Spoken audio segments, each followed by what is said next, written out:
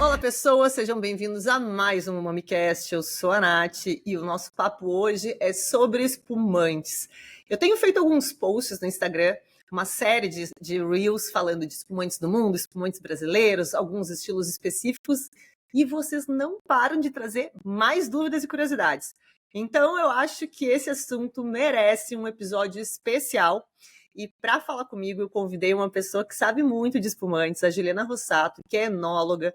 Ela é executiva da DO Altos de Pinto Bandeira, que é a nossa única DO do Brasil, exclusiva para espumantes, e é mestranda em viticultura e enologia com enfoque em sustentabilidade dentro de indicações geográficas. Então é uma pessoa que sabe pra caramba, minha gente, e a gente vai enchê-la de perguntas aqui sobre os espumantes do Brasil. O nosso papo hoje é sobre os espumantes do Brasil.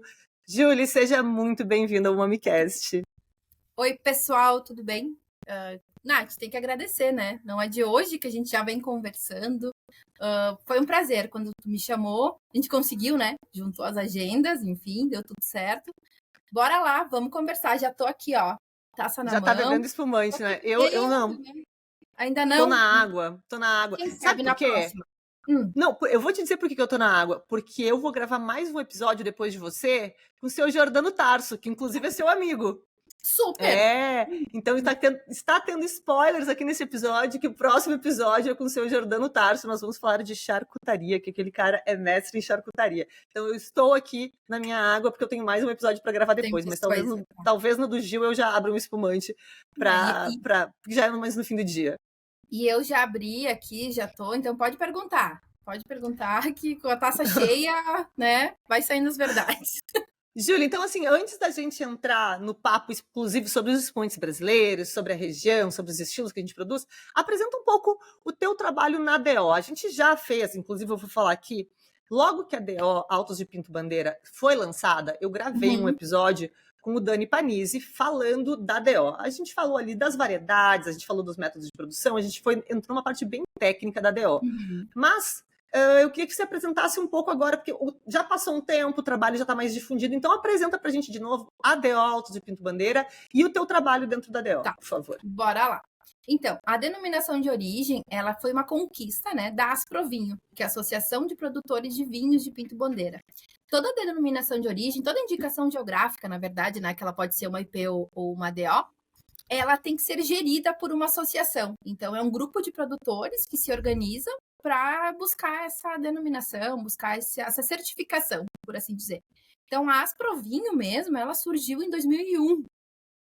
São muitos anos, né, que os produtores lá de Pinto Bandeira se reuniram e dentre várias, como é que eu posso dizer, várias ideias, né, que a associação, na verdade, quando se junta uma associação, não é apenas com um objetivo, são vários objetivos, né, e dentre eles sempre foi esse olhar para as indicações geográficas.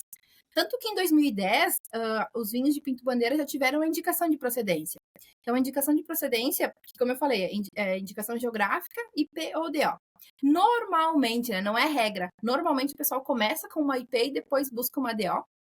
Até porque a indicação de procedência, normalmente, ela tem menos critérios, ela tem um leque maior de uvas, de produtos que são autorizados para produção, enfim. E foi em 2010, então, que a Asprovinho conquistou a IP para a indicação de procedência para vinhos espumantes. Então, dentro da IP, são mais uvas, são mais vinhos, mais estilos de produtos. Eu não trabalhava lá ainda, não. E aí, passou-se alguns anos, né, com esse olhar mais focado para a denominação de origem, eu acabei entrando. E o foco realmente da instituição, né, da Asprovinho, foi essa busca por essa DO. Porque até vou entrar um pouquinho, né, Nath? A gente até conversou antes, na verdade, gente, deixa eu só fazer um parênteses, assim. A gente conversou aqui por 1 hora antes de começar a gravar, e eu disse, Júlia, acho que é melhor eu dar o play aqui, porque a gente já trouxe tanto assunto bom que a gente devia estar gravando. Então, assim, a gente colocou para gravar porque o assunto já estava se desenvolvendo muito. Então... É isso aí. Mas a gente volta depois, pessoal. Claro. A gente vai repetir tudo para vocês, gente. Mas bora lá. Então, a ideia da indicação geográfica, ela vem muito para trazer uma chancela mesmo, né? De algo que já acontece. Diferente de outros selos, de outras certificações que o produto, o produtor, a região possa ter, o legal dela é que ela não tem viés comercial num primeiro momento, né? Não é simplesmente, me dá uma DO aí, né? Tipo, vou montar vou construir em Pinto Bandeira e me dá uma DO. Não, ele vem justamente para chancelar algo que já acontece, né? E algo que a gente comentou antes, Nath, que não é também assim, a prefeitura de determinar. Não é o governo, então o governo do estado. Não, peraí, não é assim que funciona. Para que a gente tenha esse reconhecimento, ele é um reconhecimento que vem, quem nos regula é o INPI. Então, tem que existir uma associação que gerencie, né? E outro detalhe que é interessante comentar, Nath, que embora a Asprovinho gerencie a Autos de Pinto Bandeira, ela não é nossa.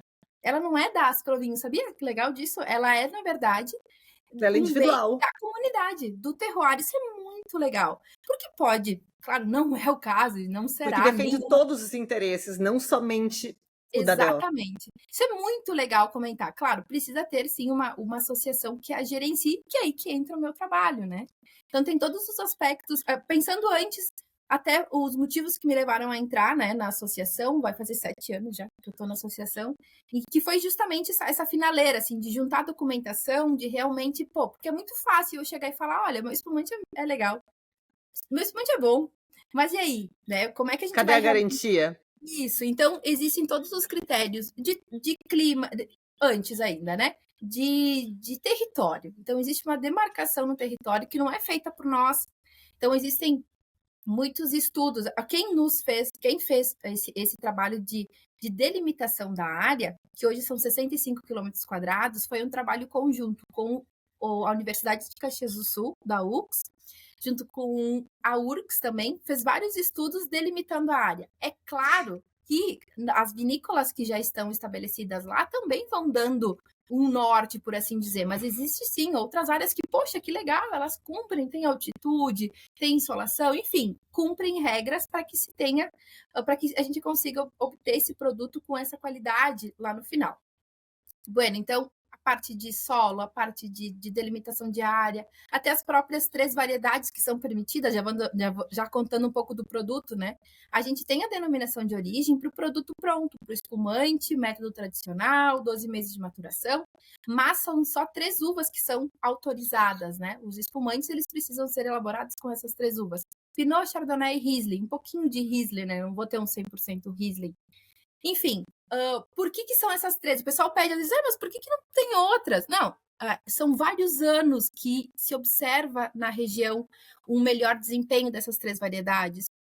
E aí, como eu falei, a gente observa, percebe, o consumidor também aprova, mas vamos para a parte técnica, né? Então tem muito estudo, tem muito artigo, tem muita coisa que foi realmente diz, tá aqui, a gente fez o experimento e funciona. Então a parte técnica, a parte robusta, né, para realmente dar essa chancela, ela é muito, muito, muito importante. Foi um trabalho ao longo de 10 anos desenvolvido, né? É muito de um esforço dos empreendimentos lá, mas é claro, a gente fala que o poder público, enfim, não tem tanto envolvimento na questão de dar, mas ele também precisa apoiar, né? Precisa valorizar, precisa entender. E isso a gente tem. Então, a gente tem um trabalho bem interessante em Pinto Bandeira. E aí sim, né?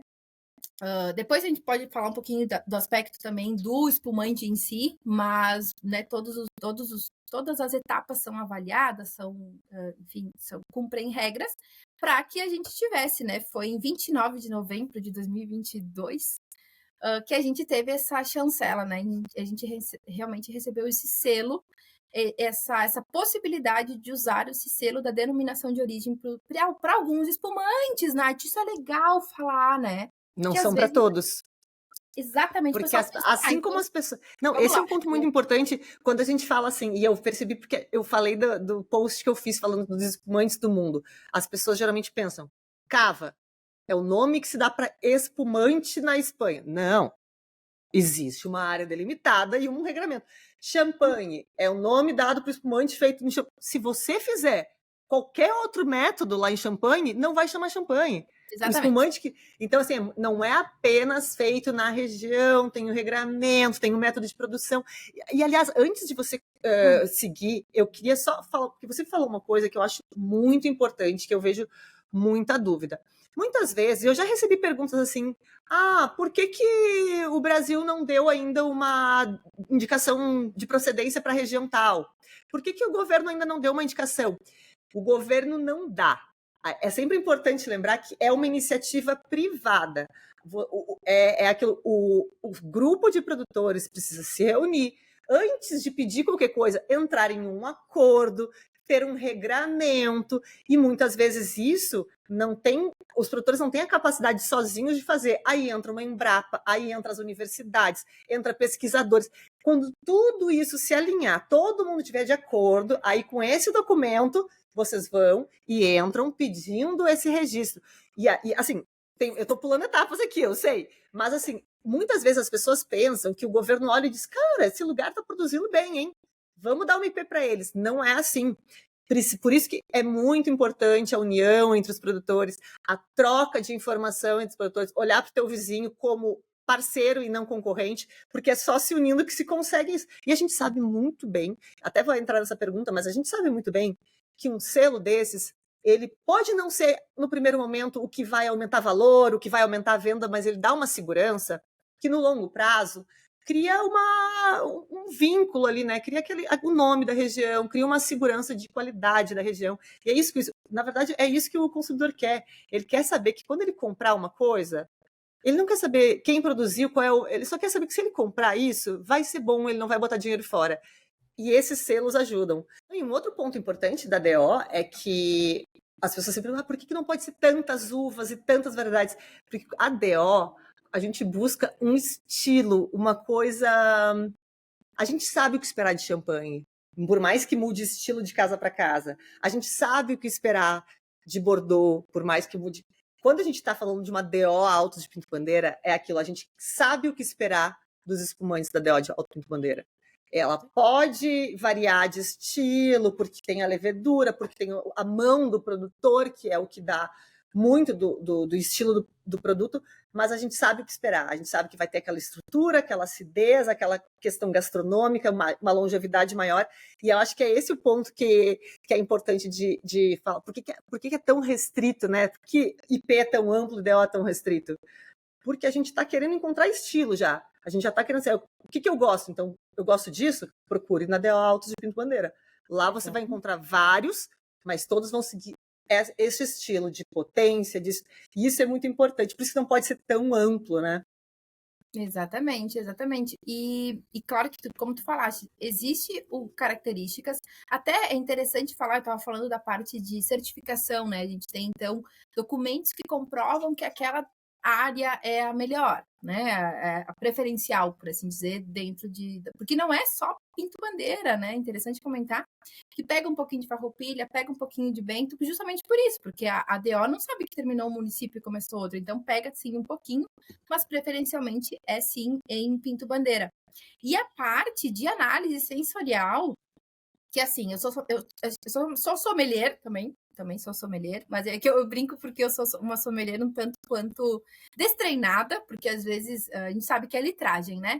É importante se manter e acaba que eu bebo muito espumante de óxido. Não, e a análise que você faz uma análise do ponto de vista de enólogo, e a gente sabe que é diferente do ponto de vista de sommelier, porque o enólogo vai lá e ele quer achar defeito, ele quer achar problema, é isso. E o sommelier tá ali querendo vender ele, né? Querendo achar aquelas coisas que vão atrás. Então são duas análises diferentes. Você tem que desligar um modo para ligar o outro, para conseguir fazer. Ir para o outro. Mas vamos lá, dentro dos critérios, né, que a vinícola precisa cumprir para que ela ganhe o selo lá no final, existe também a degustação de avaliação, e ela pode sim ou não reprovar, né? Ela pode reprovar um produto. Pode ser que a vinícola cumpra todos os requisitos. Ela tem o vinhedo plantado na área. Outro detalhe, o produto, o espumante, ele precisa ser elaborado dentro da área. Não é só as uvas. As uvas não saem dali. Não Vinho adianta comprar uva dali e vinificar em outro lugar. A uva tem que ser dali. Opa, perdi é, meu fone de ouvido. A uva é a dali, gente vinifica ali, processa tudo ali. exatamente. A gente sabe que como ideal, como mundo ideal, seria que cada vinícola tivesse a sua vinícola mesmo, né, a sua estrutura. O que é muito legal, Nath, se a gente for pensar em fomentar a região, né? Construir lá, realmente ter mais empregos, enfim, a gente vai entrar nesse papo de sustentabilidade que é muito, muito legal, mas é importante que seja lá. A gente tem, então, hoje, que usam o selo, são 4 vinícolas, né? Tem uma delas que tem uma estação, tem vinhedos, enfim, mas não tem vinícola, estrutura, mas aí acaba vinificando no vizinho. E tudo bem, dentro das regras, mas a gente sempre dá uma cutucada querendo que essa vinícola também construa, né? Justamente por isso, para se estabelecer e valorizar o local. Então, não é regra que a vinícola precisa ter a vinícola. Mas, enfim, né? A gente acho que é interessante para a região como um todo. E voltando agora, eu vou me perdendo e vou voltando, mas vamos Não, lá. ainda bem, porque eu sou assim também. Então, Vai abrindo cumpridas as parênteses. regras, tem as uvas permitidas, é um espumante, né? Tem que ser um espumante elaborado pelo método tradicional, bem, então, método tradicional, o mínimo são 12 meses de maturação. E aí a vinícola ela opta, não, tá aqui, tá com 12, eu acho que já pode ir pro mercado. Então é realizada essa degustação. Os aspectos que a gente avalia num espumante. Esse que eu tô Não, degustando, ele é um esse é espumante. um ponto que eu ia te perguntar. Se existe essa degustação para Existe. dizer, ó, isso aqui está apto para ter o selo. Como que é essa avaliação? O que que ele É precisa ter? muito legal. É muito... Vai. Nath, uma hora eu te convido. Eu sei que, Me convida assim, para sabe que tem participar. Olha, mesmo que muita eu não gente. participe, eu posso ficar lá só filmando e assistindo. É aí que tá. O pessoal às vezes me pede, até o próprio pessoal do Instituto Federal, que eu curso o meu mestrado no Instituto Federal, com muito orgulho, me fala, tipo, ai, Ju, me chama como ouvinte, eu fico lá no cantinho. E realmente é uma aula. Porque pensa, o pessoal que faz parte do conselho regulador, porque existe, aí que tá, existe a diretoria da associação e existe o conselho regulador. A gente acabou nem falando agora, né, Nath, nem em nenhum momento, mas a Embrapa Uva e Vinho, aqui em Bento Gonçalves, eu moro em Bento, né, embora seja lá, eu trabalho em Pinto Bandeira, existe um papel, ela exerce um papel muito importante. E alguns membros do nosso conselho regulador são da Embrapa Vivinho. Então, a gente tem membros de dentro da associação, da ABE, que é a Associação Brasileira de Enologia, e tem pessoas de fora que também fazem parte do conselho regulador, que participam dessa degustação, e essas degustações são totalmente às cegas. Assim, não tem... Eu brinco, e sou eu que organizo, tá, Nath? Sou eu que organizo, eu coleto as amostras, elas são todas coletadas, documentadas, enfim, a gente tem um código para elas para que realmente seja. Mas é incrível porque é igual com o filho, né? É Você muito sabe quem é legal. quem ali. Eu vejo o Maciel da Dom Giovanni, quando a gente degusta, totalmente às cegas. E aí ele tá aqui degustando, ele só me olha e eu fico. Que não tem, né? Isso, Vocês mas reconhecem os vinhos. conhecem porque acaba que isso que é legal. Isso que é legal. Existe uma identidade da denominação de origem Altos de Pinto Bandeira, mas isso não quer dizer que as vinícolas percam a sua própria identidade. Não, bem pelo contrário. A gente tem traços mais marcantes em uma, diferentes em outras. Por exemplo, a gente tem uma das vinícolas que tem um espumante extra brut com o selo da DO. E esse finalzinho do ano agora, que a gente teve uma degustação de aprovação, e eles trouxeram esse produto Surli com o selo da DO, e a DO permite, e foi muito legal. Porque aí que tá, tem o olhar também do mercado, né? Se o mercado tá pedindo um espumante Surli, a DO permite, por que não? Então é o mesmo produto, e aí também entra para aquela questão de complexidade e tudo mais. Mas voltando, os aspectos visual, olfativo e gustativo existe sim, dentro de todas as normas, né, da denominação de origem, sim, eles precisam cumprir alguns aspectos. Existem, sabe, aquela ficha bem, que ela é uma ficha, não é tão charmosa quanto o de um sommelier, mas ela tem aspectos de fineza de borbulha, a complexidade de aromas, enfim, precisa cumprir para que tenha lá no final. Bueno, foi degustado, o produto não cumpre. Dentro do conselho regulador, a gente fala muito de tipicidade de produto. Porque por mais que ele tenha algumas características próprias, ele precisa manter a tipicidade. E pode ser que chegou nesse ponto bom, não vai levar o selo. E não significa que o produto é ruim, não, muito pelo Significa que contrário. ele só não Ou entra fugiu no. um pouquinho da curva. É bem isso. Eu E confesso que também a é gente importante lembrar que tem muito produtor que vai ter as duas coisas. Não é que isso não depende de produtor. Tem produtor que vai ter um produto super clássico dentro do selo e vai ter aquele seu produto que é muito bom também, feito com a mesma qualidade, mas não tem o selo porque não segue o regramento ou porque não segue o perfil. E um não é pior do que o outro. A diferença é que um Exatamente. você sabe o que esperar, o outro você vai ter que descobrir ali, porque um tem um selo que garante que, ó, segue esses requisitos mínimos e tem esse estilo base. A partir daí é a mão Exatamente. do produtor. A Isso é gente muito não legal. teve, né? E eu comento contigo, porque estamos só nós duas, né? Ninguém tá ouvindo. Que a gente não teve nenhuma reprovação, né? Também é muito recente a nossa DO. Mas assim, é real. Nath, sério, eu vou te convidar. É muito legal ver as degustações, porque pensa, pega grandes enólogos, né? Enólogos que estão no mercado há muitos anos, que trabalham, que conhecem o terroir. Então, é uma aula. E essas degustações mesmo, porque como eu falei, eles preenchem 2 fichas de análise, né? Eles preenchem 2 fichas de análise e eles dão uma pontuação, né? A gente tem uma pontuação que eles cumprem com essa ficha, aonde ele fala, eu recomendo ou eu não recomendo, e ele assina. O Conselho Regulador assina, dizendo, ó, então assim, é muito tranquilo. Eu falo agora pro consumidor, cara, tu viu o selo da DO? Compra, velho. Vai. Vai porque já passou por tem tanto olhar ali para que tu tenha um produto de qualidade. Que aí tem outro detalhe, né? Bajo, não gostei. Que pena, né? Mas aí é uma questão de gosto pessoal e não uma questão de qualidade, que é a diferença. Exatamente. O vinho é bom, quando a gente fala de bom, excelente, bom, muito bom, excelente, a gente está falando de avaliação técnica. Quando a pessoa. E este vinho com o selo tem, com certeza, passa por todos os crivos técnicos. Agora, estilo pessoal, sim, você pode ser que não tenha gostado, pode ser que o produtor tenha deixado esse espumante muito mais de 12 meses, e aí você não gosta de tanta nota autolítica, que eu prefiro geralmente mais frescos também, mas é uma questão pessoal, é diferente de dizer não é bom, é ruim, não é qualidade, é pessoal mesmo. É pessoal mesmo, Nath, Você tava pode ir? Não, eu ia comentar que já que eu falei tanto do selo, eu tô bebendo um espumante de uma vinícola X, mas eu posso mostrar o selinho pro pessoal quando for comprar. Porque tá, beleza, então vamos ainda seguindo as regras, né? Meu Deus, é tanta coisa que tem que seguir. É isso mesmo. É assim mesmo, gente. Vai fazer vinho, gente. Vocês acham que é simples? Não é, não. Eu falo assim, o pessoal às vezes fala, mas que legal que é falar contigo. Sim, cara, é comigo, eu que recebo o e-mail da vinícola fazendo a solicitação. Porque chega para mim, a gente precisa realmente ver se está cumprindo. Bueno, passou, feito isso, foi aprovado, vai para o rótulo. Então, são 2 regras que a vinícola precisa cumprir para aquele determinado produto.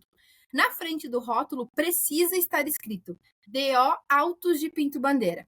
E aí, cada vinícola usa do jeito que quiser. Porque tem a galera do designer, né? Ia querer matar a gente se a gente fosse... Não deixasse, pode usar como quiser. E no contrarótulo é literalmente um selo. Um selo impresso no contrarótulo da própria vinícola. Que isso é outro detalhe legal comentar, Nath, porque em outras regiões, até na nossa IP mesmo, é um selinho que é colocado. E isso dificulta lá. Pensa na linha de engarrafamento, na linha de rotulagem, né? O pessoal dizia, poxa, mas a gente vai ter que comprar mais uma máquina para botar esse selinho, né? Porque colocar na mão, enfim, até é o que o pessoal fazia, né? Faz ainda na IP. E aí a gente conseguiu, porque que tal? É muita reunião com o Embrapa, com o INPI, a gente conseguiu com que cada vinícola faça a sua impressão no seu contrarótulo do selinho. Então, é o selinho, ele tem uma sequência de letras e números que é disponibilizado pela associação. Ou seja, quando a vinícola fala, não existe, cada garrafa é única, e o Champenoise tem isso, né? O método tradicional tem isso. A gente tem isso de que cada garrafa é única, porque a segunda fermentação aconteceu toda ali, enfim. E mais real ainda, e trazendo isso com o selinho, eu vou pegar para mostrar para vocês, aonde a gente tem aqui o selinho da DO. Aham. Vê que é o selinho, tem letras e os numerozinhos. Literalmente. Então, na frente vai estar DO Altos de Pinto Bandeira e atrás esse selinho. E é uma sequência, não vão existir duas garrafas com a mesma numeração. Vocês conseguem fazer rastreabilidade de garrafa através desse código. Total. Isso é genial. Eu vi isso pela primeira vez no Uruguai, mas aí é uma questão do país mesmo, né? Como é um país pequeno também facilita, mas eles têm o selo e um código, o QR Code, para rastreabilizar cada uma das garrafas. Chegaremos Então, lá. isso eu ia perguntar, se já dá para rastrear pelo número rapidinho, já tem QR Code, já chega e descobre. Nath, ainda não. Sabe que... outra coisa que é vocês já devem... Quem é entusiasta, né, das DOs, já tem um pouco mais de conhecimento, enfim, ou para quem, né, tá afim. A DO, quando a gente fala da indicação geográfica aqui no Brasil, não é só para vinho espumante, né? A gente tem belíssimos produtos, belíssimos muitos alimentos, gente, muitos alimentos. A gente tem carne com IP, a gente tem ostra. Ali em Santa Catarina, tem as ostras, tem mel, tem maçã com IP, tem queijos tudo. maravilhosos. Os queijos, exatamente. Esse é um assunto muito legal de se descobrir, que não é exatamente para vinho, tem para tudo. Estava falando, inclusive, antes da gente começar a gravar, eu estava contando aqui para a Júlia que eu tenho uma amiga que durante a faculdade, eu fiz faculdade de Direito, né? E eu e essa minha amiga, a gente já não estava mais muito afim de direito quando estava chegando no final do ano, e chegou na hora de fazer o TCC, e a gente inventou uns assuntos pouquíssimos jurídicos, assim. Eu, na época, trabalhava muito com música, com produção, então o meu TCC foi sobre plágio musical. E a minha amiga estava na gastronomia, fez um TCC sobre comidas com denominação de origem. Ela conseguiu meter comida num TCC de direito, assim. Tinha degustação, Nath? Não, né? Tinha degustação. Não, para apresentar não tinha nada disso. Porque é só trabalho de conclusão ainda, né? Acho que em níveis mais altos talvez tivesse. Mas assim, eu achei genial que a gente conseguiu fazer umas coisas que não tinha nada a ver. E foi aí que eu descobri, não sei se eu descobri ou se eu parei para pensar, dizendo, realmente, queijo X, presunto Y, fruta tal, tem muito alimento. Espírito Santo tem pimentas, assim, ó. E por que eu comentei disso dos outros produtos, né? A Serra da Canastra, dos queijos, eles têm um site que eu sou super fã, entusiasta do assunto e tal, e eles têm como tu entra no site, tu digita esse código, né, que no caso para nós tá na garrafa, e aí cai num vídeo do produtor falando do produto. Não, eu quero. Calma, a gente vai chegar lá. Genial. Porque a gente sabe que tem muita coisa ainda, como eu falei, a nossa DO ela é super recente, né? Então, assim, tem muito trabalho ainda que a gente vai fazer. A gente está colhendo os primeiros por assim dizer, né? Mas os primeiros resultados. Porque outra coisa que é legal falar, Nath, acho que a gente nem comentou, é que quando a gente fala de indicação geográfica aqui no Brasil, a gente não está falando só de Brasil, né? É um olhar para o mundo. A gente coloca o espumante brasileiro com uma denominação de origem no mesmo patamar dos champanhes, sabe? Pro olhar do mundo, né? A gente é um status, né? Não gosto muito dessa palavra, mas querendo ou não, que traz para o nosso produto. Então, como eu falei lá no começo, a denominação de origem, ela não é só da Asprovinho, né? Ela é da região como um todo. Poxa, que bacana tu teres um terroir que carrega tudo isso. A gente falava antes também... Isso tudo puxa para o restante, puxa para os alimentos da região, para o turismo, e não só para Pinto Bandeira, né? Para todos em todo, para outras IPs, outras não? Por que não, né? Outras IPs, outras DOs ao redor se renovarem, né? A gente tem uma DO muito... Eu sou fã da DO do Vale dos Vinhedos, que por muitos anos ela sempre funcionou. A gente, quando a gente fala dos nossos regramentos, a DO do Vale dos Vinhedos também tem as delas e são, nossa, tão criteriosas quanto. Tem grandes empresas por trás, também muito entusiastas para fazer ela acontecer. Talvez, né, nesses últimos anos não foi tão não é valorizada, explorada, eu acho que é a palavra. Mas eles estão voltando e sério, até o pessoal fala, tu vê que tá funcionando. Essa é a ideia. Essa é a ideia. Sendo produto brasileiro, sendo espumante brasileiro, show! Não é mais nem para falar sendo espumante da Serra, não, porque tem outros lugares maravilhosos no mundo produzindo belíssimos espumantes.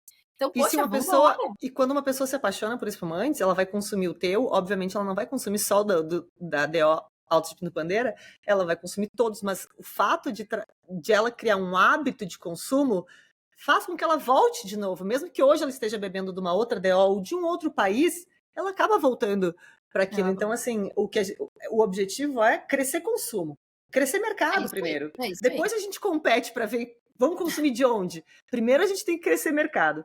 A É gente isso. falou, a gente falou das variedades que são utilizadas na DO Altos de Pinto Bandeira, mas o que você enxerga? E aí talvez nem só da região de Pintos Bandeira, foi ótimo, de Pinto Bandeira, de Altos de Pinto Bandeira, mas da região serrana como um todo, porque a gente sabe que é uma zona que por mais que. Quando a gente estava lá atrás, quando ainda existia muito preconceito com o vinho nacional, ainda existe, mas já foi muito, já passou muito dessa fase, a gente já nem fala tanto disso.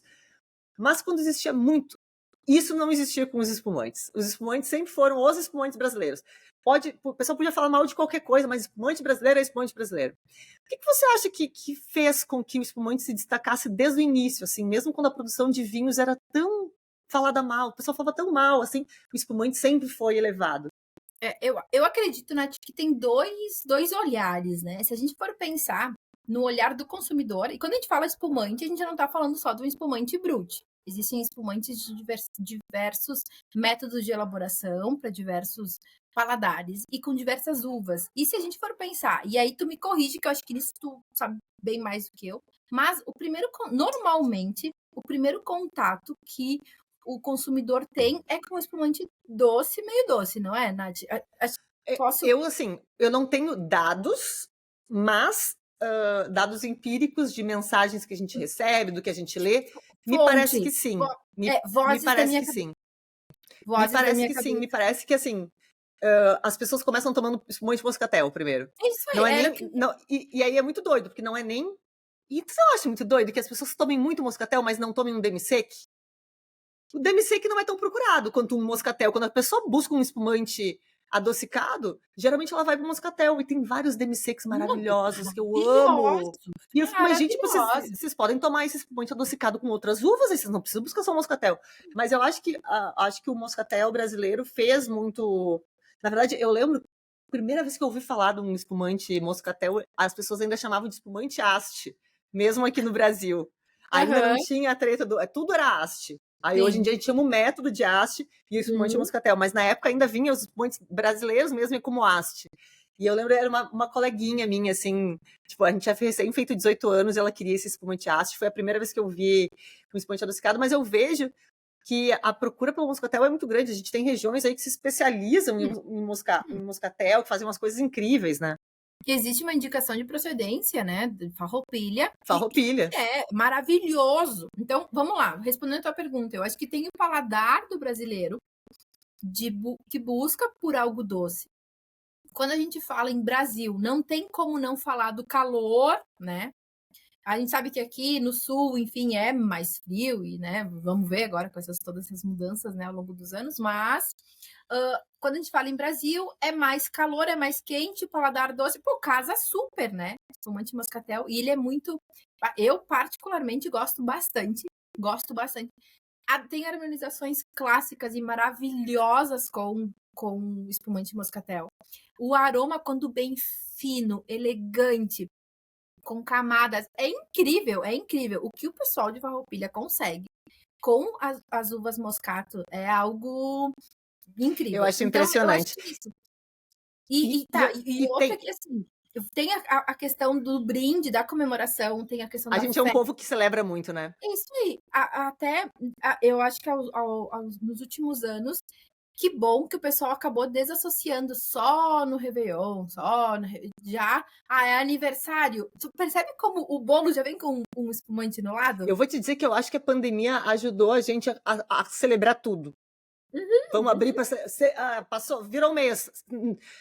31 de janeiro chegou, finalmente acabou o mês, vamos celebrar com espumante. A gente acabou aprendendo um pouco durante a pandemia a não esperar uma ocasião especial, a entender que pequenas coisas já são ocasiões especiais. Então, eu acho que isso também teve um momento. E eu acho muito engraçado você falando do espumante moscatel, porque eu percebo que existe um nível, assim, a pessoa começa a beber, geralmente com moscatel, aí começa a criar um pouco de conhecimento e dizer, doce, eu não bebo nada doce. E aí, quando chega, tem gente que não passa, quando chega num nível de conhecimento maior, a pessoa volta a amar o moscatel, porque entende que porque, na verdade, o que a gente está falando quando a gente começa a dizer que não é vinho doce, é vinho de quem está iniciando.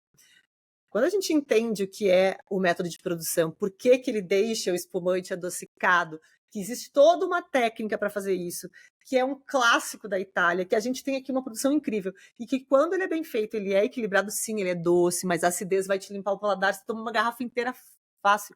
Quando a pessoa aprende o prazer de um espumante moscatel ou de um demi-sec bem feito, gente, é óbvio que eu gosto muito de espumante brut, mas eu gosto muito. Eu fiz uma publicação de espumantes brasileiros e eu indiquei um da Perini, acho que era, que é uma das mais famosas lá, né?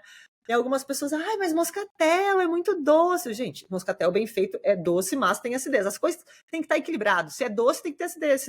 É isso, é só equilibrar. E aí, agora, isso te responde o segundo olhar, né? O segundo olhar do porquê que os espumantes fazem sucesso. Eu acho que é muito de ter essa borbulha, de ter essa acidez, de serem equilibrados, de serem belos produtos. Inclusive, Nath, quando a gente fala de espumante moscatel, a gente está falando de método Charmat, né? Única fermentação em tanques de autoclaves. Enfim, ele é realmente mais fresco, ele é mais leve mesmo no paladar, né? E também na parte se a gente for pensar nas uvas, né? As uvas para maturação das uvas, a gente sabe que nós estamos no momento em plena safra, né? Não sei quando você vai estar escutando, ouvindo isso, mas nós vai escutar essa semana já. É isso aí. Então nós estamos em plena safra da uva e a gente sabe que o nosso clima né? O clima, enfim, ele interfere bastante, mas a gente depende muito, né, do clima. E para um espumante, para a elaboração de um espumante, seja ele qual for, a gente precisa de uvas com a maturação. Existem duas maturações, né? A maturação tecnológica e a fenológica, né? Numa maturação tecnológica, eu preciso ter a uva para eu elaborar o produto lá na frente, enfim. E a fenológica é quando eu tenho aquela uva que eu já pensei para qual produto que eu vou elaborar, porque eu posso ter um pinot, por exemplo, e posso fazer um vinho tinto. Então, eu vou ter uma maturação fenológica diferente. Aí, eu vou pegar esse pinot, eu vou realmente elaborar um espumante. Então, poxa, a minha maturação fenológica é diferente. É mais acidez, eu mantenho o frescor para que, pensa, se for um método tradicional, eu tenho duas fermentações, né, Nath? Eu tenho uma fermentação no tanque normal, depois eu tenho outra fermentação dentro da garrafa, mínimo de 12 meses de garrafa. Poxa, e ainda eu chego no final com esse frescor. Então, tem que ter esse olhar. E a gente consegue, né? Na nossa região, a gente consegue produzir uvas que a gente consegue equilibrar a questão da maturação fenológica e tecnológica. E aí, o resultado é o que a gente tem percebido, né? Belíssimos espumantes. E aí, por isso que eu acho que dá certo. E felizmente a gente começou, como consumidor, e aí eu falo consumidor geral, mesmo consumidor leigo, começou a entender, mesmo sem entender os motivos, começou a entender, espumante brasileiro é bom demais. E aí, assim, pode ainda dizer, eu não tomo vinho tranquilo brasileiro, mas espumante eu tomo. Então, assim, etapas. A gente conseguiu fazer isso com um espumante. Já é e já está consolidado, porque a gente não está mais falando que as pessoas compram espumantes brasileiros porque eles são muito gostosos para a faixa de preço. A gente está falando que as pessoas compram espumantes caríssimos brasileiros. Já entendem que, assim, não é só bom custo-benefício. Vale a pena investir porque a qualidade é alta e eu estou pagando, às vezes, mais caro do que um espumante importado. Mas, na maioria das vezes, inclusive, a gente já passou da fase do consumir apenas para admirar mesmo o espumante brasileiro e investir nele. Isso é muito legal. E, assim, é uma tendência que a gente gostaria de ver muito passando para outros estilos também. Mas não adianta, a gente está falando de Passo de Formiguinhas, a gente está falando agora de uma DO super recente, de uma região super recente, quando a gente vai comparar com o mundo inteiro, e passando por muitas mudanças climáticas, né, também, que hoje o que a gente tem no regramento de vocês é uma coisa, vai saber se daqui a 50 anos já não vai ter que mudar, se a gente está vendo Bordeaux, incluindo uva, Touriga Nacional. Exatamente. Então, assim, tudo isso muda. E aí, falando sobre a região como um todo, e como o Brasil como um todo, né? Você tem visto inovações tecnológicas entrando para aumentar a qualidade, porque a gente sempre fala de qualidade e muitas pessoas pensam que a qualidade está no equipamento caríssimo da vinícola, a qualidade está na garrafa bem feita, mas a qualidade de fato começa na uva sadia. Uma uva sadia, porque você não vai fazer milagre com uma uva ruim, você vai... Então, assim, começa com uma uva sadia. E aí, para isso, enfrentando tanto mudança climática, tanta coisa, a gente sabe que é uma região com um clima ótimo para fazer espumantes, mas isso não quer dizer que o clima é ótimo. É aquela maluquice, um dia está super quente, no outro dia chove muito, aí tem granizo, é uma loucura para o produtor. É isso aí. Que tipo de inovação a gente pode ver na região ou no Brasil como um todo para tentar aumentar a qualidade dos nossos espumantes, começando pelas uvas, por exemplo? E tem que começar pelas uvas, né? O diferente de uma indicação geográfica é que a matéria-prima é insubstituível, né? Não tem. Eu não posso... Porque, teve quebra de safra, enfim, vou comprar da região vizinha. Não dá. Então, a matéria-prima é insubstituível. Então, existe, sim, um olhar muito atento para a matéria-prima, né? Para as nossas uvas. Acho que eu posso citar, dentre que a gente tem percebido, que a gente tem olhado, é sim esse olhar mais... Sempre teve um olhar muito criterioso, né, para as uvas. A gente tem um produtor que hoje se enquadra na denominação de origem, que nessa última safra, nesse último ano, adquiriu um sistema de... Até a gente falou e agora me esqueci, de canhão de dispersão de... A gente falou e eu perdi. Tá na ponta da língua. Que é para evitar... Dispersão de granizo. Granizo, para dissolver as nuvens que poderiam ser de granizo. Exatamente. Eu ainda estou aprendendo, confesso, né? Porque é super novo. Eu estive lá 2, 3 dias atrás, nessa segunda, e eu só escutava, né? O canhão, ele é um canhão que ele joga jato, ele joga... Eu tô falando uma besteira, se o pessoal vai dizer, Júlia, tem que aprender melhor. Vai, não tem problema. Depois, quem quiser saber os termos técnicos, é só pesquisar no Google. Ele quebra, antes, né? Ele tem aquela pedra, que são, na verdade, vamos lá, vamos simplificar. É um canhão que joga que a palavra é jatos, é tiro, como é que é? Que ele quebra a molécula da chuva de pedra, para que não caia a chuva de pedra. Mas isso precisa ocorrer no momento que a chuva ela está se formando ainda. É bem assim. Então, ela forma, na verdade, esse canhão supersônico, alguma coisa assim. Vamos buscar essa informação melhor. Quem sabe, né, fazer uma visita lá e filmar. Mas sabe que eu vi uma vez uma coisa com um canhão que não era para isso. Eu vi em Portugal, num vinhedo do Alentejo, que eles tinham muito problema com pássaro. E aí, a primeira coisa, eles tinham 2 coisas. A primeira que funcionava mais ou menos e a segunda para o caos. A primeira é caixas de som nos vinhedos. Não, com som de gavião. Com som de predador. Com som de predador. E quando vinha muito, que aí eles abafam o som com a barulhada, eles tinham um canhão de ar comprimido que faz um pum! E aí assusta eles, eles saem. Para não precisar gastar em tela, para não precisar perder safra, porque tudo... E quando a gente fala de sustentabilidade, a gente está falando de tudo isso, né? Não é só manter o meio ambiente, sustentabilidade econômica, social, não dá para perder toda a tua safra e deixar o teu funcionário a ver navios. Porque isso prejudica a comunidade. Então, assim, são muitas técnicas. O canhão para granizo eu vi só na internet, eu não vi presencialmente ainda. Vamos lá, vamos pra gente ver. Vamos lá bisbilhotar. Mas, enfim, existe essa tecnologia, o que é muito, muito legal, né? Existe também, tem jatos, tem uma tecnologia de uma vinícola que são jatos de ar, é a TPC, é a Thermal Pest Control. Isso, também. Então, são algumas... O que é legal, né? A gente fala de cada uma delas, mas o que é legal? São tecnologias, são alternativas, né? Inovações que se vê para que a gente possa ter a matéria-prima. Que a gente mais possa saudável possível. Estar cumprindo as regras da denominação de origem, porque a primeira delas é justamente essas uvas dessa região, né?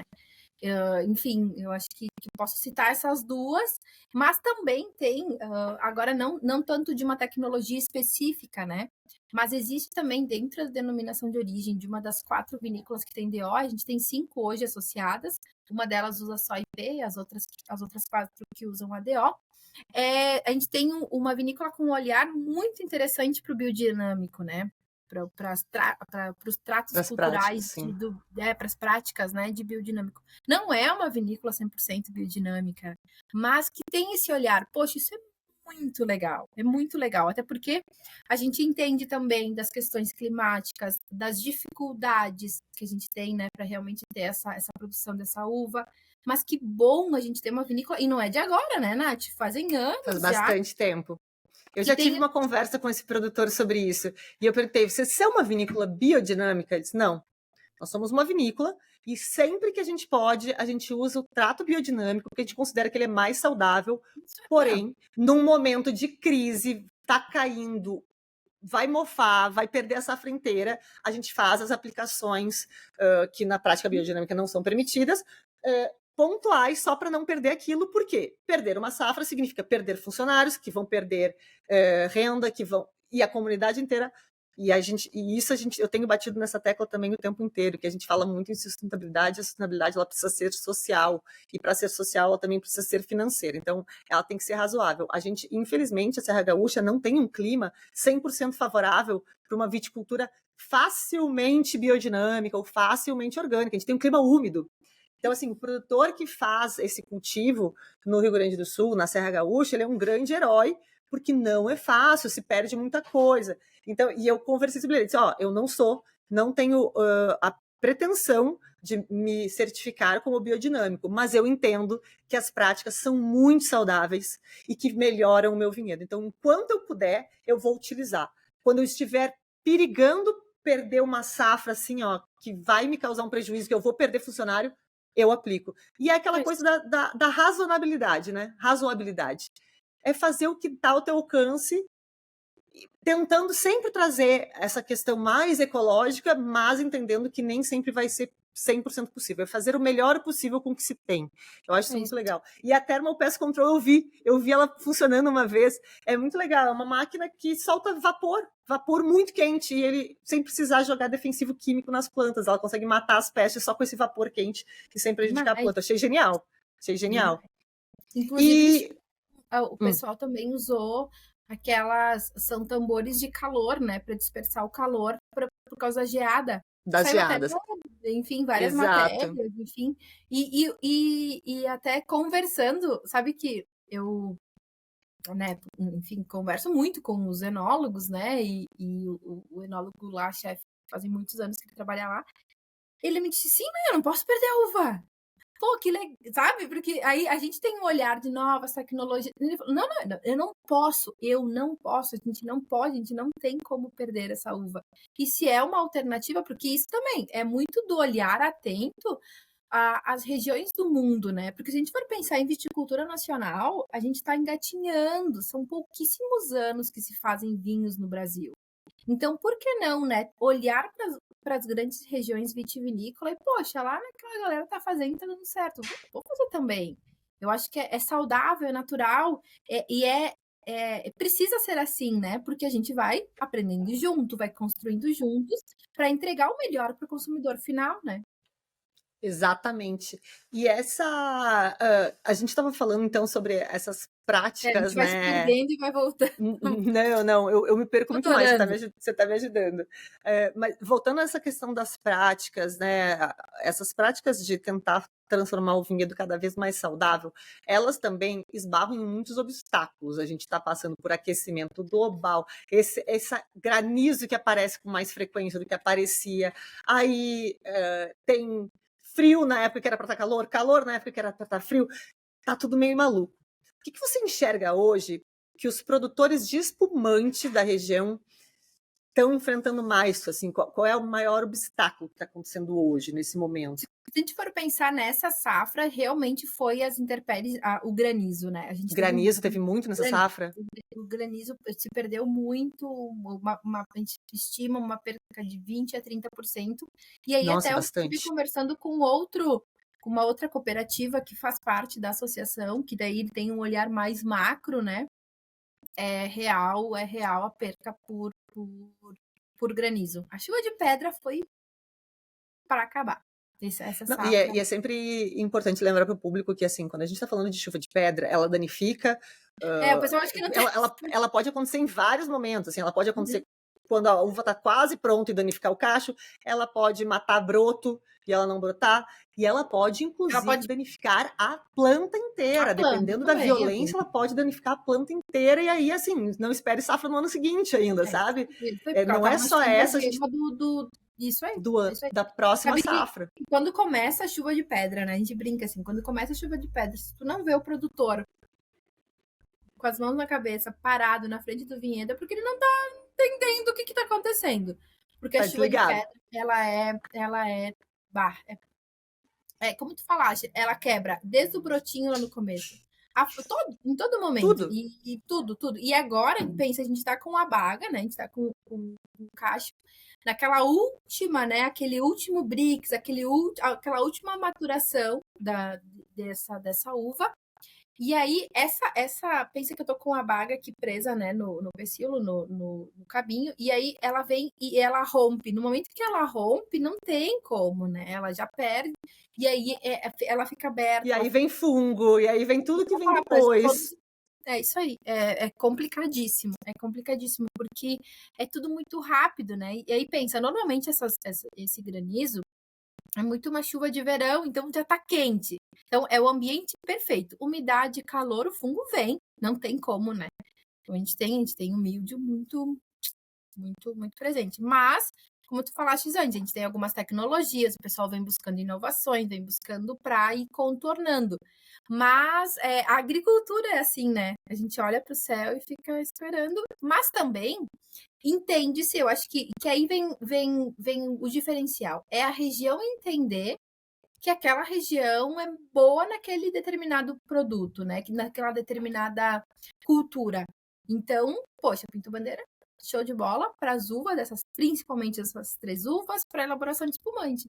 E isso se vê ao longo dos anos, né? Então, tem que caminhar junto. É um olhar. Tem que caminhar e acompanhar, né, a evolução desse produto. É todo dia. É todo dia. Não, e é engraçado, a gente tá falando agora, essa DO saiu em 2022, né? A gente tem 2 anos, não é nada ainda. E vai ter 20 anos de DO e a gente ainda não vai ter muita informação. Se a gente pensar, assim, vamos avaliar a DO Vale dos Vinhedos. A DO Vale dos Vinhedos tem 12 anos. Nem tempo suficiente tem para a gente fazer uma grande análise de tudo que foi feito, de como foi o clima. É super pouco, por mais que pareça muito, quando a gente olha no macro, assim, é super pouco. É pouca mudança, pouco tempo de mudança climática para a gente observar, é pouco tempo de testar uma variedade nova, sabe? Então, que até acho que é interessante comentar, e talvez nem muitos saibam disso, mas eu estudei muito sobre indicações geográficas e sobre as possibilidades, né? Então, por mais que hoje a gente tenha como é que eu posso dizer? Nós temos as regras estabelecidas, né? Pelo INPI, por quem nos chancela, a gente tem um prazo, se eu não me engano, são 2 anos, mas eu acho que até mais. Mas, enfim, existe um período que, poxa, passou esse período, o Conselho Regulador, aí sim, tem que ter toda uma documentação, toda a questão de motivos, né? E não motivos vozes da minha cabeça, né? Motivos realmente para que a gente tenha algumas adequações. Porque nós falávamos, eu não sei se agora ou antes, porque eu já tô, né, a gente já tá, né, bebê? E tá falando há muito tempo. Isso. Mas, poxa, se entende que essas regras XY são as ideais. Mas, poxa, passou algum tempo e a gente percebeu que dá para mudar. Então, existe sim essa possibilidade. O que é muito legal. Porque a gente tem uma questão da questão do clima, né? Aquecimento global é algo que vai interferir, já tem, né? Já existem alguns estudos relacionados a indicações geográficas no mundo, inclusive no mundo do vinho principalmente, aonde, poxa, algumas coisas a gente vai precisar adaptar, a gente vai precisar se adequar para que seja sustentável, que a gente vai entrar no tema do sustentável, né? Eu sou entusiasta do assunto, inclusive acho que tu falar. Eu posso entrar, né, nesse papo? Entra, por favor. Já entra. Eu tive a oportunidade de conseguir ingressar no mestrado de viticultura e enologia, e o meu foco é sustentabilidade em indicações geográficas, né? E eu estou muito feliz. Claro que é muito gostoso porque eu já trabalho na área, já trabalho numa indicação geográfica, mas eu acabo tendo contato com outras indicações geográficas aqui da região e por que não do mundo, né?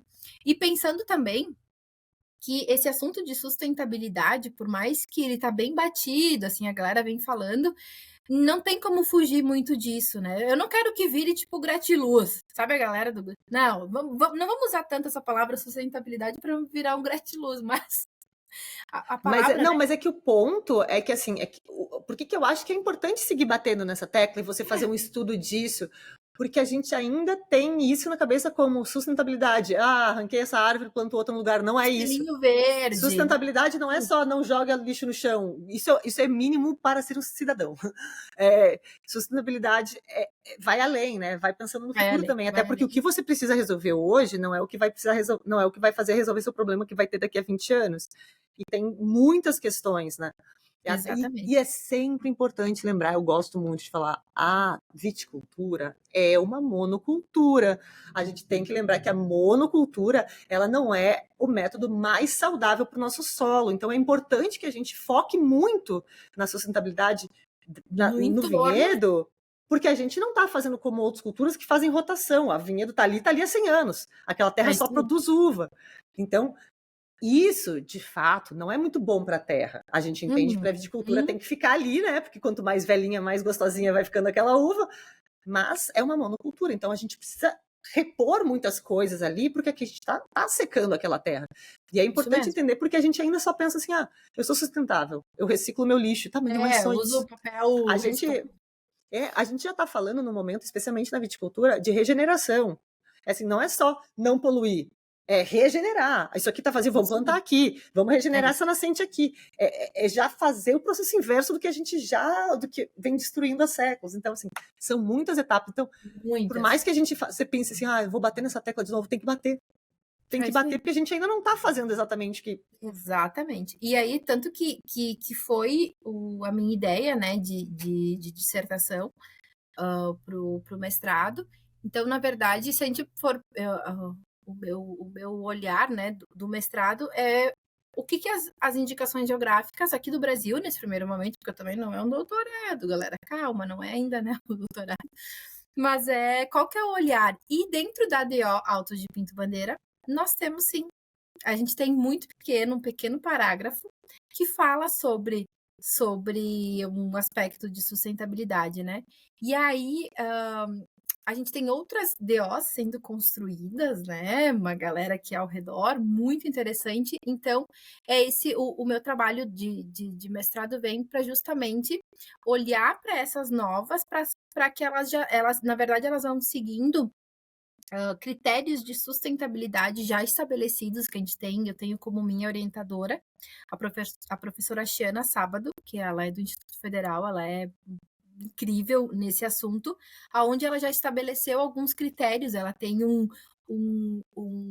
são critérios de sustentabilidade que inclusive chama Bacus, bem legal, porque ele é focado, né, nas IGs do mundo do vinho.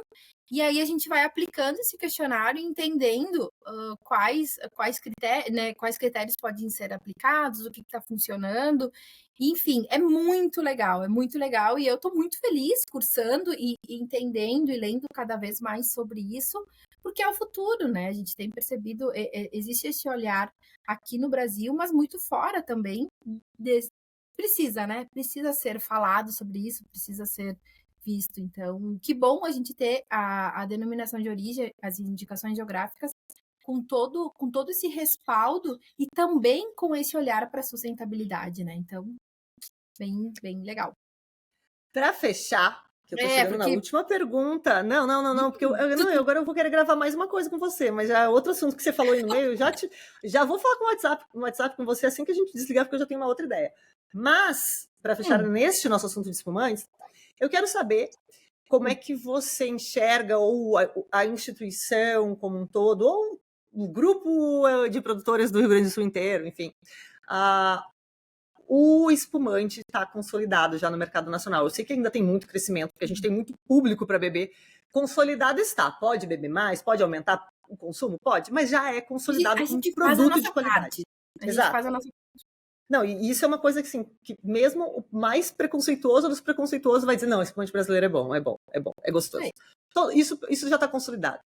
Como é que está para o mercado externo? Há uma vontade, porque a gente sabe que o espumante está no mercado externo, que tem um órgão que fala dos vinhos brasileiros fora do Brasil, mas eu queria entender do ponto de vista interno. Há uma busca dos produtores, das DOs, de realmente atingir mais o mercado externo, ou ainda estão assim, vamos focar bem aqui e o que... Existe um olhar, como é que eu posso te falar? E sendo bem sincera do que eu percebo dessas vinícolas, né? Existe sim um olhar, mas um olhar se posicionando como denominação de origem, ou seja, não é a vinícola X que vai para o mercado, que dentro dessas 4 principais a gente tem uma vinícola que tem já tem um trabalho desenvolvido no exterior, bem interessante, mas tem um olhar de uma outra menor, né, que já falou assim, olha, a gente tem essa busca, né, e quando a gente fala aqui na América do Sul mesmo, né, num país próximo que tem uma gastronomia muito pulsante, muito interessante. E eles pensam sim, né? Já se pensou, mas não, isso que foi legal. Ele trouxe para a associação para que, quem sabe, a gente fosse como The Autos desenvolver isso. Então, sim. Porque tem mais força, né? Com certeza, tem mais força. É muito mais interessante alguém se interessar por um espumante brasileiro se ele chega e encontra 4. Provei 4. Nossa, 4 ótimos, quero saber o que mais tem. É isso aí. Provei 1. Será que a região é boa ou este produtor dei sorte com ele, entendeu? Com certeza, a força coletiva é muito maior. A gente tem o nosso site, por exemplo, ele não era em espanhol e inglês. Então, acessem. Já deixa o site aí. autosdepintobandeira.com.br, tem a versão em inglês e em espanhol. Já pensando nisso também. Então, acessem, tem ali tem já as vinícolas produtoras, tem algumas das informações, muito do que a gente conversou aqui hoje já está ali também. E é esse olhar. Eu acho que é interessante também um olhar no primeiro momento. Vamos aqui para os vizinhos? Vamos, né? Vamos conversar entre nós? Porque é questão de consolidar a marca, né? Porque aí a gente entra também no aspecto de marca Autos de Pinto Bandeira, né? Existe todo um regramento, Nath, acho que a gente nem falou disso, né? Existe todo um regramento de uso de marca, né? De quem é que pode usar Autos de Pinto Bandeira. Existe sim, a gente tem todas as regras, porque não é simplesmente sair usando, então... Até aliás, agora que eu soube que tu é advogada, tu entende melhor, né? Que gente, eu tô perdendo meu fone de ouvido durante todo o episódio. Eu tô me sacudindo demais. Aliás, eu lembrei de uma coisa que a gente falou lá no episódio especificamente sobre a DO, mas eu acho importante a gente trazer aqui que o surgimento da DO Autos de Pinto Bandeira não excluiu a IP Pinto Bandeira, como aconteceu com IP Vale dos Vinhedos, que virou uma DO Vale dos Vinhedos. Inclusive, por isso que tem um nome diferente, né?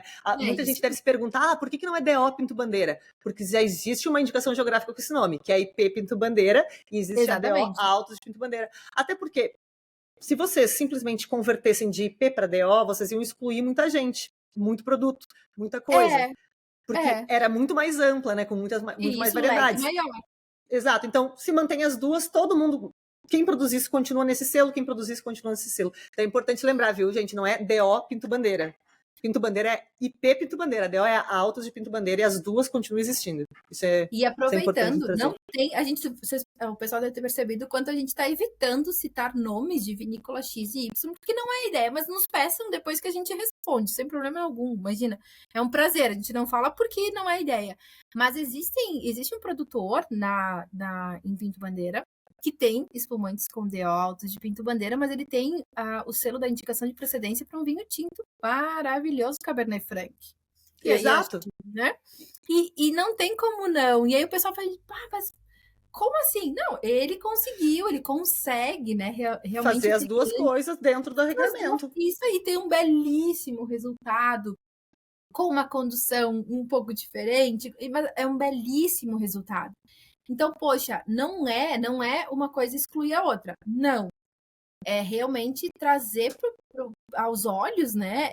Mostrar para o mundo o que a gente tem de melhor. Então, acho que é esse. Não, e faz todo sentido essa questão de união e grupo, porque se a gente for pensar nos benchmarks do mundo do espumante, champanhe. Champanhe sempre se marketizou como champanhe, região. Qualquer coisa em champanhe vende caro. Existem produtores mais famosos e existem produtores que ninguém ouve falar e segue sendo champanhe sendo caro, porque a região soube fazer um marketing de região, de grupo. Tudo que sai daqui é muito bom. E eu acho que esse é o ponto importante, né, dessa união. Que esquece a parte de qual produtor, o que você gosta mais, beleza, você consuma. Mas o importante é que se anunciem como um grupo, como tudo que vem desta terra é muito bom, comprem de olhos fechados. E esse é um ponto legal de ver que vocês perseguem. Isso aí, de fortalecer o todo, né? A gente tem e foi assim, vem acontecendo de uns anos para cá, de uma gastronomia pulsante em Pinto Bandeira incrível, tu até falaste, né, de um próximo convidado, que, poxa, é incrível, e também de chalés. Por quê? Porque o pessoal, é incrível, o pessoal tá subindo, né, porque tá chegando em Pinto Bandeira, tá subindo, tá chegando, e se encanta pelo espaço, pelo ar, pelo clima, e o pessoal fica. E também tem uma outra coisa que Pinto Bandeira tem uma super vantagem, que as vinícolas são bem pertinhos uma da outra. Não é aquela coisa, eu preciso sair dessa aqui e dirigir tudo aquilo. Tem duas ali que você basicamente abre a porta de uma, bate na outra e entra na outra, que são super coladinhas, assim. Então, e aí isso já é perto do centro, já é perto de restaurantes gostosos, então você não quer, eu sempre digo, se você vai para Pinto Bandeira, não vá só passar o dia, dá uma dormidinha lá, que você vai querer ficar. Eu sabia que eu respondi uma outra entrevista de um pessoal que pediu que fazer um dia em Pinto Bandeira. Eu disse, não, nada, amigo. Final de semana. Reserve o final de semana, vem e fique, tem pousada, chalés, a gente tem pousada e restaurante junto, tem vinícolas mesmo que tem hospedagem há muitos anos, com restaurantes. E é tanta opção. E aí tá. E tem uma outra coisa, eu sinto que as opções disponíveis em Pinto Bandeira, elas são opções meio gostosas, no sentido de, tipo, eu não quero fazer embora. Por exemplo, é os gardens, que você vai se jogar lá e tomar uma garrafa de vinho e vai sair correndo uma hora depois, você vai querer ficar lá curtindo. Aí tem outra vinícola que faz um passeio de 4x4 no meio de uma mata fechada linda. Você vai fazer aquilo em 30 minutos e sair correndo? Não, você vai chegar lá em cima da vista linda, querer beber até não poder mais e curtir e comer um petisco. Fique no lugar. Nós estamos no ladinho dos Caminhos de Pedra, que também aí tem muita coisa que a gente acaba não oferecendo. Mas o pessoal me pede, mas então Pinto Bandeira pelos chalés é mais para casal. Não, porque tu tens, tipo, por exemplo, Caminhos de Pedra tem aquela questão das ovelhinhas e tal, fofuxa, então vai com família. E aí depois tem inúmeras atrações. A gente tá muito feliz. Tem até um parquinho de arvorismo ali no Caminhos de Pedra, se não me engano. Passou naquele com os cataventos. Tem muita coisa ali. Tem o Museu da Erva Mate, tem a falcoaria do pessoal ali das ovelhinhas. Aliás, aquela saudade daquele doce de leite de ovelha que eles vendem. Meu Deus do céu, que doce de leite maravilhoso. Ladinho. Então tem muita coisa para fazer. Então, tem muita coisa. As pessoas geralmente fixam base em Bento e querem passar o dia ali. Eu digo, gente, mesmo com a base em Bento, uma noite durmam lá. Porque a gastronomia da região também é essa gastronomia mais longa. O Gil, que eu vou entrevistar hoje de tarde, é um almoço. Você senta para almoçar com vista, é um almoço que dura 3 horas. Você vai sair dali, não vai querer dirigir nunca para nenhuma outra vinícola e ouvir história. Você vai querer ficar ali só curtindo. Que é legal falar do restaurante do Colheita, né? Vamos falar mesmo. É fã, claro. Porque, poxa, muito bacana. Diferente de outros belíssimos empreendimentos de fora que estão se estabelecendo em Pinto Bandeira, o Gil nasceu em Pinto Bandeira. Então, assim, nasceu ali, planta tudo ali, aliás. Quem for no Colheita, saiam do restaurante, dê a volta na quadra e cheguem atrás do restaurante, vocês vão ver uma horta imensa de 1, 2 hectares. é dali que vem a comida de vocês, minha gente. O Gil Então, planta ali, faz a charcutaria, ele faz tudo ali, aí a Ana harmoniza com os vinhos da região. Então, assim, uma experiência super regional, ele é muito legal. E a região inteira tá com isso, né? Essas coisas mais slow food. Então, assim, não é uma região para ir fazer um tour e ir embora. Até porque as vinícolas que estão ali não são vinícolas de tour, né? Não são vinícolas de super tours. Eu sempre gosto de frisar, porque é algo que se vem trabalhando. A gente vem buscando, como roteiro de Pinto Bandeira, que se tem um agendamento prévio, né? Porque o pessoal, a gente, não é que recebe ônibus, recebe, enfim, vai lá, se organiza. Mas o que se busca, mesmo para casal, agenda com antecedência. Por quê? Porque a gente gosta de receber bem. A gente gosta de saber que é igual receber em casa, tu quer saber, né? Quem tá vindo, quais são as preferências dessa pessoa, horário, sabe? Não quer aquela surpresa, tipo, meu Deus, dá pra juntar umas cadeiras aqui e acomodar todo mundo? Não vai ser do mesmo jeito. Não porque a gente gosta, a gente brinca, né? Que assim, vamos combinar, e sendo muito sinceros, né? Um primeiro momento, quando o turista Brasil, mundo, vem pra Serra, ele vai pra onde? Gramado, talvez Vale dos Vinhedos. Ok. E que bom que tem belíssimas opções. O segundo momento que ele vem, ele vai pra onde? Pinto Bandeira. Assim, eu tô sendo super genérica, já tem sim muita gente que vem direto a Pinto Bandeira, ótimo. Mas aí é tapete vermelho, né? A gente quer recebê-los da melhor maneira possível, com uma denominação de origem. Existem acho que tu chegou a ver a nova sinalização turística ao longo dos caminhos. Não sei se tu chegou a ver depois da DO, não. Eu não cheguei a descer depois da DO. Venha, a gente tem toda uma sinalização nova, uma sinalização turística nova. A gente tem uma placa gigante escrito Descubra Pinto Bandeira, onde tem todos os outros empreendimentos também, porque a Asprovinho, além de todo o nosso trabalho dentro da associação, a gente também atua no CONTUR, no Conselho Municipal de Turismo de Pinto Bandeira. Então, existe um trabalho com esse olhar para os outros empreendimentos, porque nada se faz sozinho, né? Não tem como a gente ter uma A gente sabe que tudo respinga no outro. Sem ter um restaurante legal, sem ter... a gente tem agroindústrias muito legais, a gente tem um olhar também para justamente esses empreendedores que daqui a pouco, não, eu já tô com eu não quero mais plantar uva porque tá ok. E aí, tem 2 cabanas chegando numa das vinícolas, não sei se você chegou a ver, assim, não. Ó, eu estive lá. Menina, a última vez que eu fui pra Serra foi para ser avaliadora do concurso, né? Da BE. E isso foi em 2022. Mas... Não acredito! Não, foi em 2022. 2023 eu não fui para a Serra Gaúcha, foi 2022. E foi literalmente assim: eu cheguei, me levaram para dentro do hotel foi para o evento, do evento para o hotel, do hotel para o aeroporto. Eu não andei. Então, assim, não, venha, tô super atrasada. Então, a gente tem toda uma sinalização turística. Como eu estava falando, dessas 2 cabaninhas, então, que foi muito disso. A gente tem vinhedos já, a gente está pensando em investir, eles construíram 2 cabanas incríveis, que estão com lotação, assim, não tem data. Enfim, e aí acabou fomentando também o pessoal dos pães artesanais, o próprio restaurante Colheita. Se a pessoa dorme aí, tem que ter onde comer. Se come aqui, tem que ter onde beber. E se bebeu, tem que ter onde dormir. E uma coisa puxa a outra. E assim, como eu falei lá no começo comentei com vocês, eu não moro em Pinto Bandeira ainda, né? Não moro em Pinto Bandeira, moro no interior de Bento Gonçalves, mas eu vou muito a Pinto Bandeira porque tem uma pracinha, tem uma igreja, tem uma pracinha. E eu tenho um filhote, né? Eu tenho o meu pequeno. E a pracinha de Pinto Bandeira, ela é cercadinha com... É gostosinha. Não, eu vou posso te falar uma coisa aleatória, mas você já deve ter percebido que você vai todo dia para Pinto Bandeira. A coisa que mais me impressionava de Pinto Bandeira e a segurança da cidade é que quando a gente estava chegando um pouquinho antes da praça, do lado esquerdo, tem uma casa que tem uma piscina ali quase na calçada, sem cerca nenhuma. Eu sempre passava e dizia: ô, Thiago, um dia eu vou parar e vou dar um pulo nessa piscina. Porque assim que a gente tá calçada, uma grama e uma piscina, não tem uma cerca, um muro, nada, tá ali a piscina te convidando para tomar um banho. Eu acho impressionante isso, assim, essa calma, essa tranquilidade. É uma calma. E como tu falaste que tu não foi há pouco tempo, tu viu nas redes o novo pórtico que está sendo construído em Pinto Bandeira?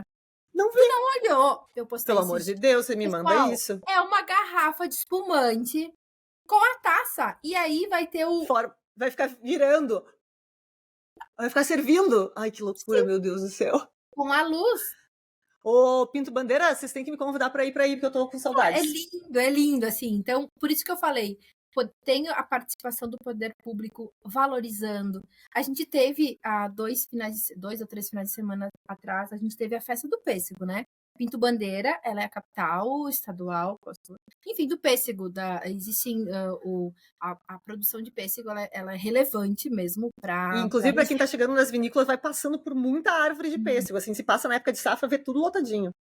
E aí teve a festa e foi muito legal. E olha que bacana, Nath. Tem que comentar, porque é algo que a gente tira o chapéu. A gente teve. A festa foi um final de semana apenas, na praça, toda aberta, né?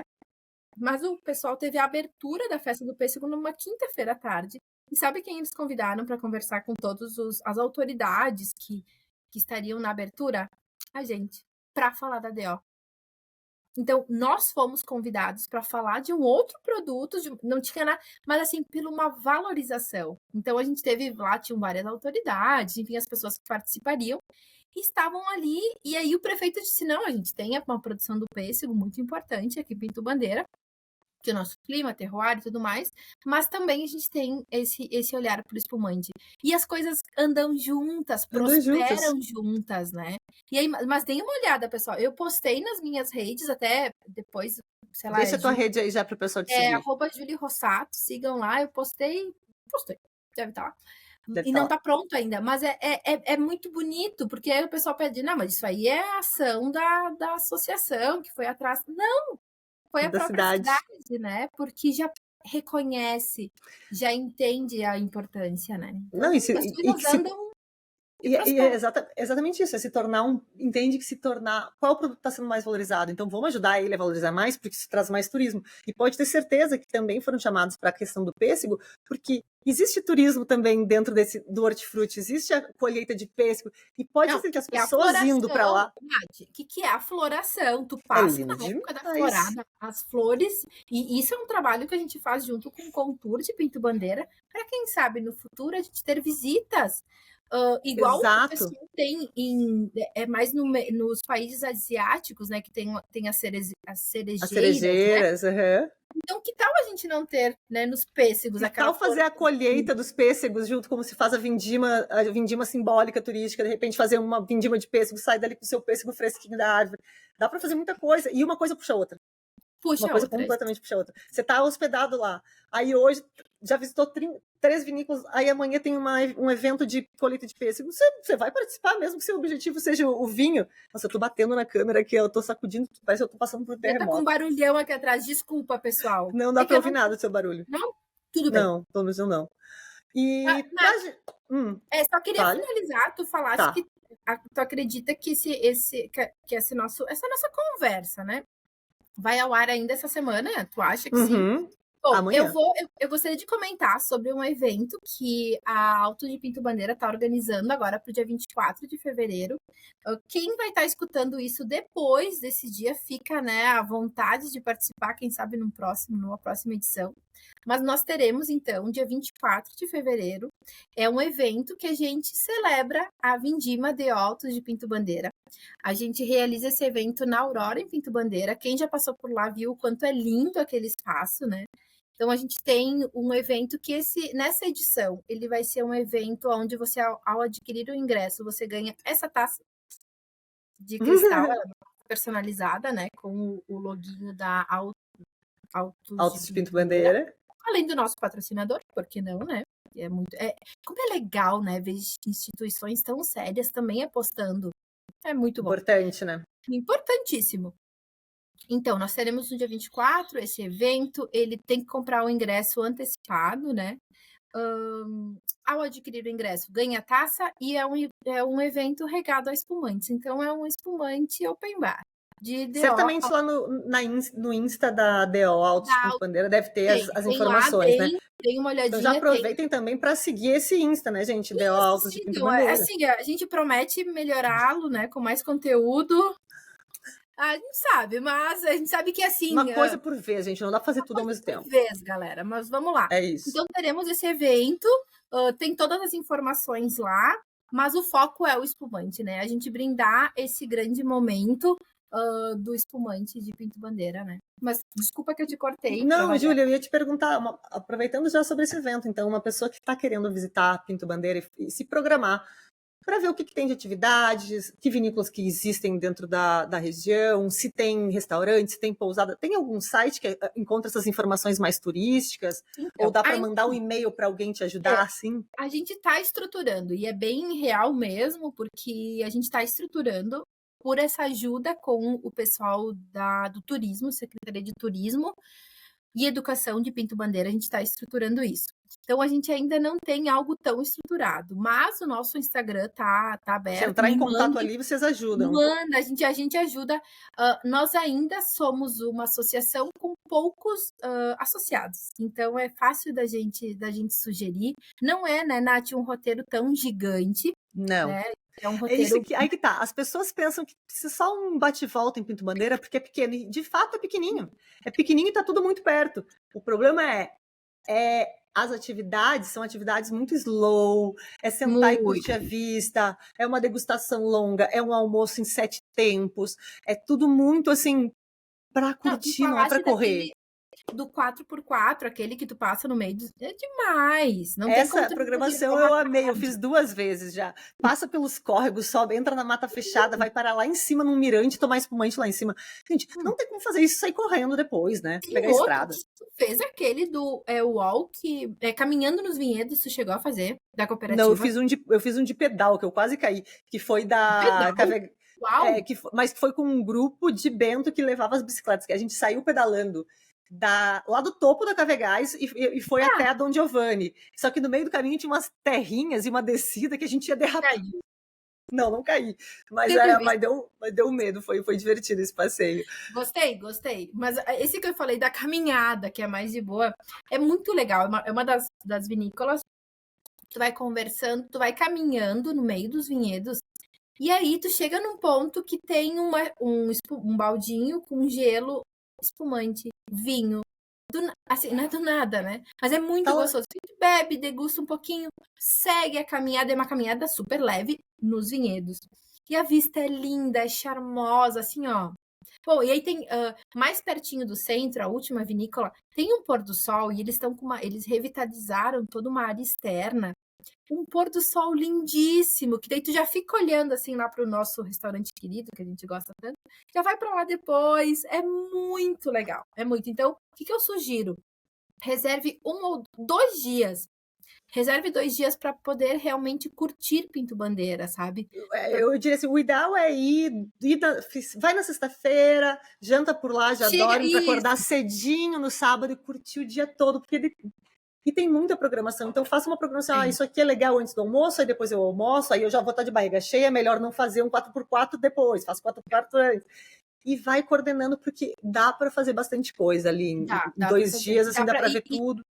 E dá para pular, dar um pulinho também, como a gente falou, né, dos caminhos de pedra, que tem Nossa, a gente vai adaptando, né, tá com família, tá com isso. Exatamente. Vale muito. Júlia, eu amei esse papo, eu tenho certeza que eu vou voltar para falar contigo. A minha garrafa tá vazia já. Sério mesmo? Quase.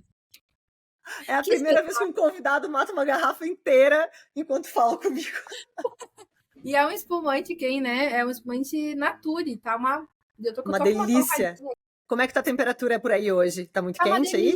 Tá uma delícia. O tempo tá ótimo. Dá uma delícia. Hoje, não, porque assim, é engraçado que o pessoal sempre pensa assim, não, Serra Gaúcha no verão deve ser super frio. Gente, às vezes. Sério? Eu já passei um carnaval ali, que, meu Deus, eu juro, tava 50 graus. Eu passei um carnaval em Monte Belo que eu quase morri de calor. Já sabe, né? O caos que é o calor de Monte Belo nessa época do ano. Não sei se aparece, tem a piscina aqui de casa, que daqui a pouco, tipo... Não, o pessoal acredita que realmente que aí é só frio inteiro. Não, a gente passa calor no verão também. Super tá bom pra tomar esse espumantezinho, deve estar, né? Esse solzinho bonito. Uma delícia. E pessoal, pensa que eu tô trabalhando, né? Que delícia, É trabalho? Né? É trabalho. Que coisa bem boa. Não, é um prazer. É muito bom, como profissional, poder estar inserida nesse meio, poder trabalhar com essas vinícolas tão comprometidas. Não, eu sei que fica tipo, a Júlia falando bem de Pinto Bandeira não cola mais. Não, mas a Júlia não é dona de nenhuma vinícola lá, tá? Ela tá falando... Ela é uma pessoa que estuda, é formada, pós-graduada, mestranda na área e tá falando por opinião pessoal mesmo, né? Não tá ganhando dinheiro falando isso. Não, bem pelo contrário. É realmente muito bacana e que sirva de exemplo para outras regiões do Brasil, né? Eu sempre falo, sendo espumante, sendo vinho, sendo nacional, bora lá, né? Bora lá. E que uma olhe para a outra, se inspire na outra, busque ajuda. O que vocês fizeram quando tiveram esse problema? Vamos pegar e ajudar aqui, porque, mais uma vez, a união que é que faz a força da marca vinho brasileiro no geral, né? E é isso. No final a gente quer, porque a gente quer que consumam mais. Quanto mais consumirem, melhor para todo o mercado. Para o meu, para o seu, para qualquer um. E é isso, Júlia, eu amei esse papo. Nossa, eu quero, na verdade, assim, ó, quem chegou até o final, eu tô agradecendo, né? Nath, eu não sei se vai cortar alguma coisa, porque acho que, né, enfim... Tem corte nenhum, não tem corte nenhum, amada. Mas eu gostaria, então, Nath, mais uma vez, de agradecer a oportunidade. Eu sou fã do Mami, não é de hoje, tu sabe disso. E dizer que foi um prazer mesmo, de verdade. Que bom que a gente conseguiu, né, juntar tudo. Bater e agradecer as agendas. Você, ao Thiago, né, pela oportunidade e principalmente agradecer as pessoas que nos ouviram até agora, porque disponibilizaram o tempo delas, né, para nos ouvir. Então, muito obrigada. Qualquer dúvida, qualquer sugestão, por que não, né, sobre a DO, até o pessoal que está daqui a pouco estudando sobre. Eu tive conversando esses dias com uma menina que estava, enfim, que também queria dados para um TCC. Cara, me chamem. Nos chamem, a gente é muito entusiasta, né, da produção científica também, dessa parte de realmente ajudá-los, porque a gente tem uma bagagem muito, muito forte aqui em Pinto Bandeira, né? Então me chamem, @autos de Pinto Bandeira, sigam lá, por favor. E Júlia Rossato também me chamem. E Nath, de verdade, guria, obrigada. Obrigada, Júlia, eu amei. Que bom que você conseguiu disponibilizar o tempo. Eu sei que estava difícil conseguir um horário para você. Então... Né? Não, eu sei. Eu resolvi fazer isso bem no período de safra, né, gente? Então, imagine o caos. Mas é isso, eu agradeço demais o teu tempo e todas as tuas explicações. É muito bom sempre conversar com uma pessoa que está mergulhada de cabeça, não só no trabalho, mas no estudo, na pesquisa, que consegue olhar a big picture, a figura maior, eu não sei qual é o... Sim, enfim, né? O ângulo aí. Porque é muito importante não olhar só para dentro da sua associação. É bom olhar para tudo ao redor e trazer o melhor para dentro da nossa. Isso é muito legal, isso é muito importante. Gente, espero que tenham gostado. Se ficou alguma dúvida, vocês podem mandar para mim, podem mandar para a Júlia. Que eu não souber, eu mando para a Júlia. Venham a Pinto Bandeira. Visitem a região, mandem mensagem para eles, pedindo dica de onde se hospedar, onde comer. Pode ter certeza que aqui no MamiCast mesmo, tem várias dicas, porque eu já falei várias vezes da região. Mas é isso. Espero que tenham gostado. Nos vemos na próxima sexta-feira, ao meio-dia. Um beijo e até a próxima. Tchim, tchim.